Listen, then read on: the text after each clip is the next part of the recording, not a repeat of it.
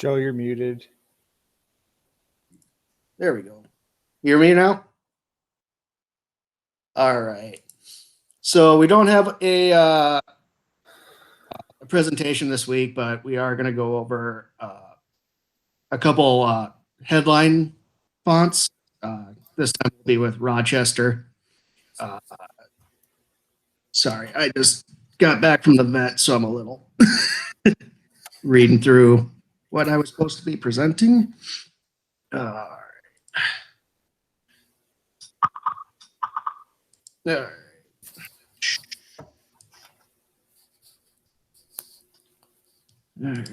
Why is it?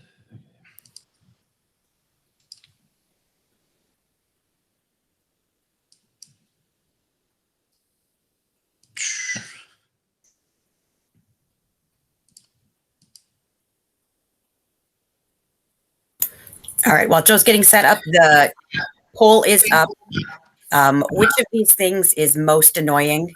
And so whether it's that from property to property, how templates are set up is inconsistent, the budget being inconsistent from property to property, or the terminology that we use being inconsistent from paper to paper and person to person in some cases. I am working on all these consistency pieces, so I'd like your help in prioritizing. Cool. Everybody see my screen? I can. Okay. So these are the Rochester headlines. They're labeled here. Moderno, FB condensed, semi-bold. Tilting Goth, FB narrow. Tilting Goth, FB arrow. This is what we'll be using for drop heads with Rochester. The preferred hard news headlines is the Tilting Goth, narrow medium. That's usually the hard news CP main story. Preferred feature headlines over here is the Tilting Gothic FB normal thin. Down here, standalones, labels, and pull quotes. Tilting Gothic FB normal regular would be for that. Standalone, yep, normal regular. Pull quotes, yeah. Tilting Gothic normal light, bold if needed. Your label heads are labeled, here. These are the fonts we will be using with Rochester. Let me get to the notes of the meeting.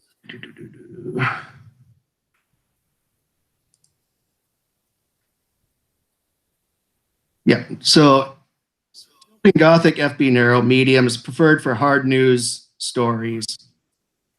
Normal thin, like I said, for features and news. TG talk. Normal headlines for standalone labels and quotes. Basically what I just went through here. These are, don't be mixing these up. Don't be making the standalone headlines unless it's like a CP. Don't stray from that. Don't stray from these label headlines. And always make sure narrow drop. Tilting Gothic FB narrow is always your drop head. All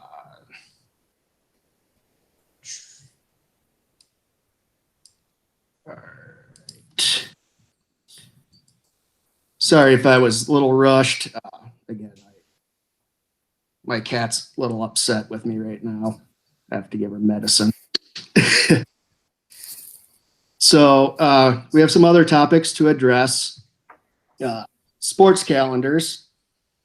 All sports calendars need to be formatted as sports calendars. Use the Metro calendar script and sports TV for TV radio items. These should not be formatted using the briefs calendar, clean Google scripts. We have certain styles for them, and we're seeing a lot of people kind of straying from that a bit. Reminder, not to separate headlines from stories with photos. you'll always need a headline of some sort touching or near right above your text. So don't put a headline photo and then the story. We need a headline at least above where the story starts. Standalone headlines should not be increased at all. That's another thing we're seeing. Keep it at lower, regular, 24, 26 point is how it should stay, unless the standalone is for a centerpiece. And another reminder, if you do not have content when you should, let us know, because we have to make sure we are hitting our deadlines. The hub managers need to know if editors are not linking things up on time. So let us know right away if you don't have any of your stuff, any of your content ready when it's supposed to. That way we can bug the editors. All right, I have a bit of an addendum to that. It has to do specifically with Dickinson. As some of you know, Dickinson has been struggling with their content deadlines, and effective immediately until you are told otherwise. If Dickinson has content that is not in by the time on their content deadlines, please let the hub manager on duty know, and the hub manager will work with FNS to find alternate content, and that spot will be plugged. If it is after the content deadlines, as specified on our content deadline sheet, that content comes in, do not place it from Dickinson's budget without talking to a hub manager first. Questions on that?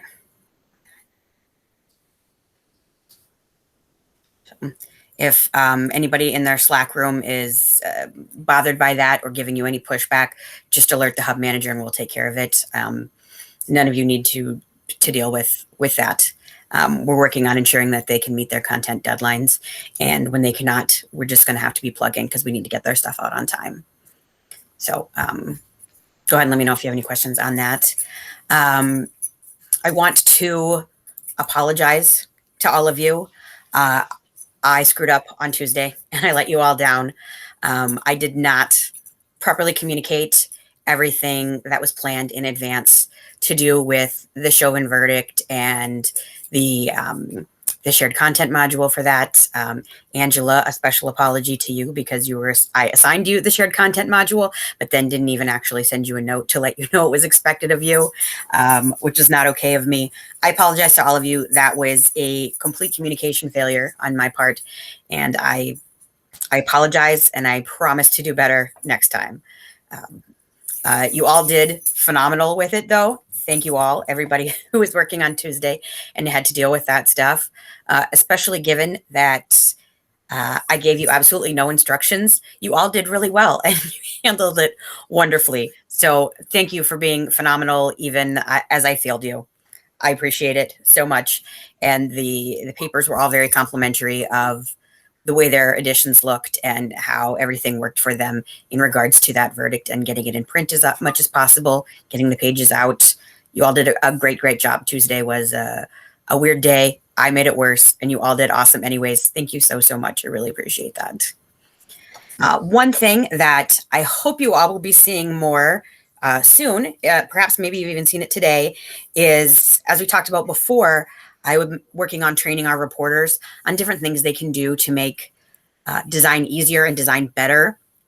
And as part of that, I talked to them about rewriting print headlines and also adding points of entry. So making sure that they're including breakout boxes, that if they have a good quote in their story, that they put that in the notes field so we can use it for a print pulled quote, adding file photos so that we have more photos to choose from, all of those things, putting in more graphics requests. So I am really hoping that we will be seeing more of those things in our story files going forward.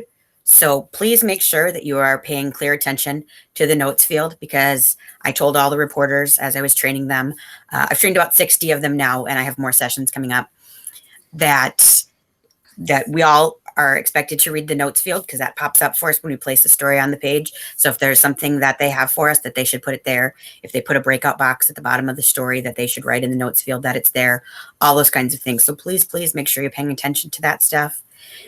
When it comes down to this, if reporters are doing too good a job of this, If they've got a pulled quote and a breakout and a sidebar and another pulled quote and 4 file photos and a mugshot, and you can't fit it all, do feel free to talk to the editor, in the Slack room and just say, hey, so-and-so included, 8 design elements for this, and I don't have room for all of them. Do you have a preference?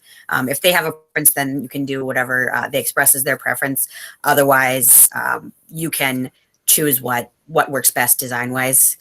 If they have a piece that's more content, so like an if you go box or a sidebar, that should take priority. But then if it's, that they've attached 4 different photos and you've got room for one and the editor doesn't have a preference, you pick the one that's going to work the best on the page and that you think best fits. Use your judgment on that. And if you have questions, of course, reach out to a hub manager. Any questions on that? All right. I did set the poll so that you all can see the results now. It looks like about 2/3 of you chose budget inconsistencies, 1 person the template inconsistencies, and then 4 of you picked terminology inconsistencies. Those 4 of you who picked terminology, if there's any specific terms that are being used in a confusing manner that are especially bothersome to you, please just shoot me a message and I will work on those to the degree that I can while I focus mostly on the budget pieces right now. And if there's anything else that was not included in this poll, other things, as always, please, please, please let me know what's going on. I feel like we are getting somewhere on some of these issues. I hope you all feel like we're getting somewhere on some of these issues, and we're just working to do the best we can there. So thank you all. I'll shut up now.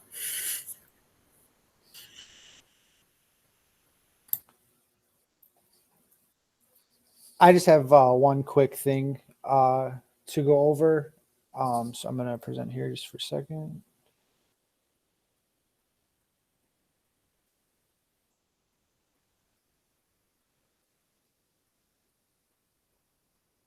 Just making sure you guys can see my InDesign page. Is that right? Yep. Okay. It's one of the things we went over in the meeting today. Pretty simply, just if you have a drop cap that starts with a quote of any kind, we should change these double quotes to single quotes, similar to like what we do in the headline. It's just I guess it's an industry standard that we're trying to kind of stay along with. So just change it to a single quote like that. And that's kind of what we're looking for. Pretty simple, pretty straightforward, but we've seen a couple recently with double quotes. So just something we wanted to quick go over with everybody. And then also I've added a couple things to the Jamestown library. So we realized that they didn't have Lotto. So now all the Lotto boxes are in there. And then if you've done sports for them recently, they often ask for a little reefer that goes in the folio.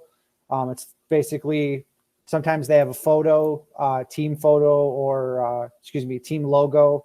And then, someone just said something, sorry. Yep. So we have the Lotto for them. And then also, like I said, a web teaser. I've noticed that basically we're remaking that almost every other day. So just trying to not only standardize, but save everybody a couple minutes. So that's all I got. Those are available right now. If anything seems off with the Lotto, I did my best to go back and look at all their pages. Just let me know and I'll take care of it. Thanks.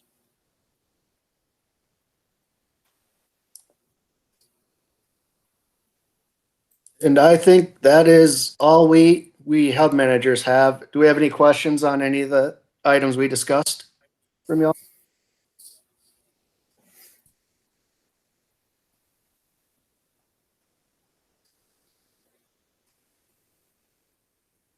Doesn't look like it. Well, if you do have questions, you can also shoot us emails or message in Slack, and we can go over some of that again with you if you have any questions. Other than that, thanks for coming.